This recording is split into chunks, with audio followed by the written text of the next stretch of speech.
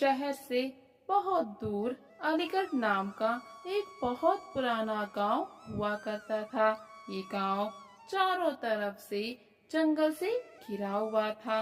इसी गांव में राजू नाम का एक गरीब किसान अपनी पत्नी और दो बच्चों के साथ रहता है। गांव में कमाई के ज्यादा साधन नहीं होते थे, इसलिए राजू जंगल से जो कुछ भी मिलता उसको लेकर शहर में ले जाकर बेचता। राजू के घर का गुजारा इसी तरह से होता था। राजू को जंगल से बहुत ही लगाव होता है। गर्मियों के दिन होते हैं, मई जून का महीना। इस महीने में जंगल में सभी पेड़ पौधे अच्छे अच्छे फलों से भरे होते हैं।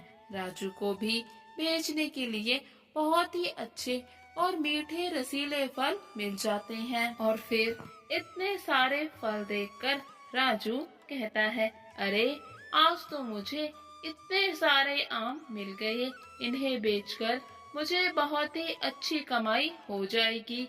कमाए हुए पैसों से मैं और आम के बीज लेकर आऊंगा, उन्हें यहीं पर बीज दूंगा ताकि आने वाले समय में कोई दूसरा भी इसका लाभ ले सके। और फिर राजू घर आकर अपनी पत्नी सुमित्रा से कहता है, देखो सुमित्रा, आज मुझे बहुत ही अच्छी कमाई हो गई, क्योंकि जंगल में इस बार के आम बहुत ही रसीले और मीठे हैं। मैं उनमें से थोड़े से आम तुम्हारे लिए बचाकर लाया हूँ। तुम भी तो देखो चखकर कि आम कितने मीठे हैं। और फिर दोनों पति पत्नी खाना खाकर सो जाते हैं। अगले दिन सुबह जब राजू जंगल में फल तोड़ने जाता है तो पाता है कि सभी के सभी पेड़ खाली हैं। राजू सोचने लगता है व्यापारियों को इसकी खबर मिल गई होगी, इसीलिए उन्होंने सभी के सभी फल तोड़ लिए। एक भी फल उसके पास नहीं था जिसे बेचकर वो अपनी कमाई कर सके। और फिर राजू ये सभी बातें सोच कर बहुत ही परेशान हो जाता है कि अब उसके घर का गुजारा कैसे होगा। राजू परेशान होकर वहीं पर नीचे बैठ जाता है। कितने में वहाँ पर एक साधु महाराज आते हैं। राजू को ऐसे उदास देखकर उसके पास आकर खड़े हो जाते हैं। साधु महाराज राजू से कहते हैं, अरे सुनो बेटा, मैं बहुत दूर से चलकर आ रहा हूँ। अगर तुम्हारे पास पीने के लिए थोड़ा सा भी पानी हो तो मुझे दे दो।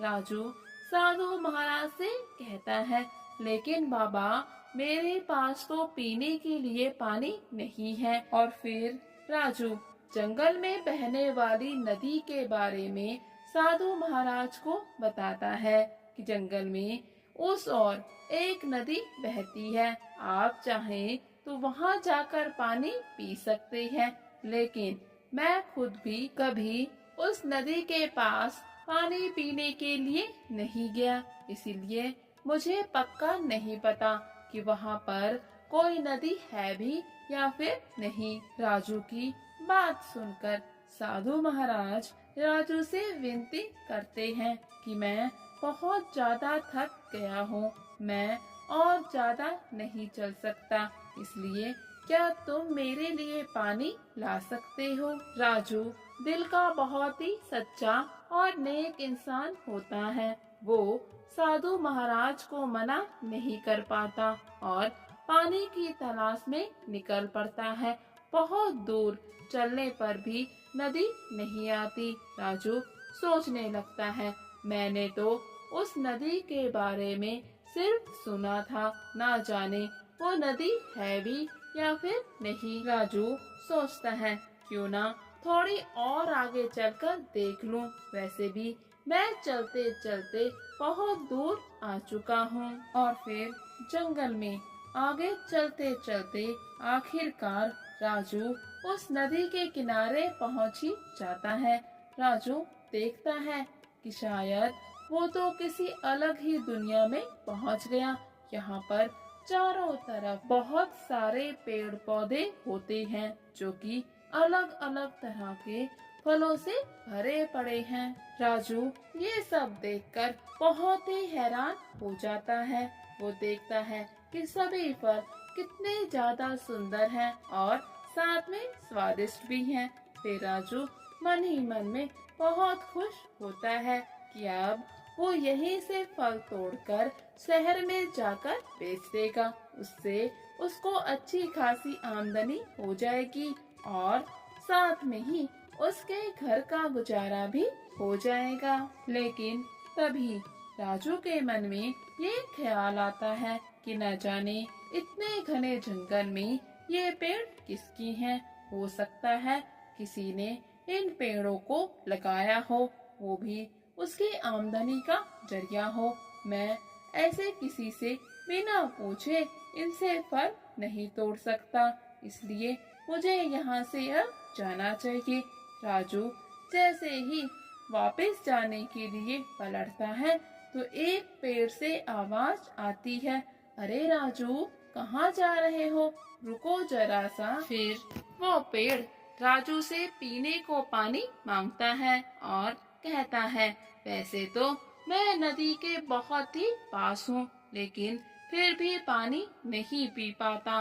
वैसे भी जंगल की इस तरफ कोई भी नहीं आता जिससे मैं पानी मांग सकूं। पेड़ को ऐसे बोलते हुए देख राजू बहुत ही घबरा जाता है। उसे अब वहाँ रहने में डर लग रहा होता है।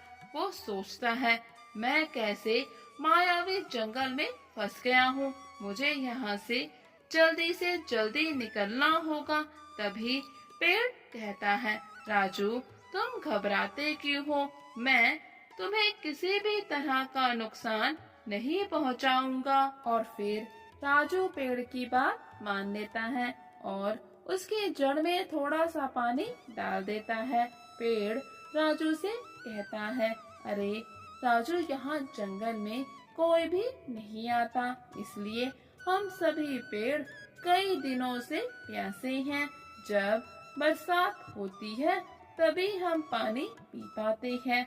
ये बात सुनकर राजू कहता है, अच्छा तो क्या बाकी पेड़ भी प्यासे हैं, तो मैं उन्हें भी पानी पिला देता हूँ।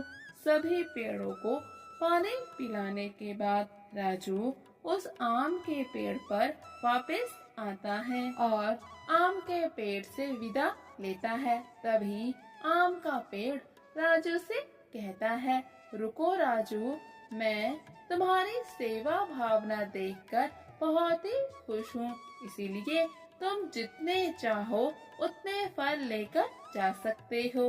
राजू भी अपने साथ थोड़े से आम रख देता है। वापिस आकर साधु महाराज को पानी देता है और साथ में ही थोड़े से फल भी दे देता है। बाकी बचे फल राजू अपने घर ले आता है और सारी बात अपनी पत्नी को बताता है। दोनों पति पत्नी रात में खाना खाकर सो जाते हैं। अगले दिन जब वो सुबह उठते हैं तो देखते हैं कि सभी के सभी आम सोने के सिक्कों में बदल गए हैं, जिसे देखकर राजू और उसकी पत्नी बहुत ही हैरान रह जाती हैं।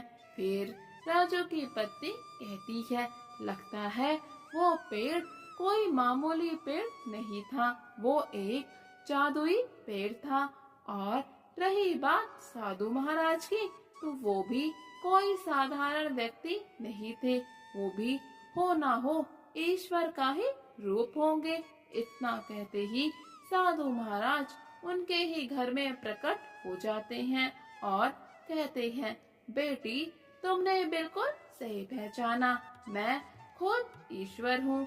मैं हमेशा गरीब और सच्चे लोगों की मदद करता हूँ। राजू तुमने अपने जीवन में हमेशा ही नेक कर्म किए हैं, इसीलिए जब तुम मुसीबत में थे तो तुम्हारी मदद के लिए मुझे स्वयं आना पड़ा। तुम भविष्य में भी इसी तरह से अच्छे कर्म करते रहना। मैं हमेशा ही तुम्हारे साथ रहूंगा।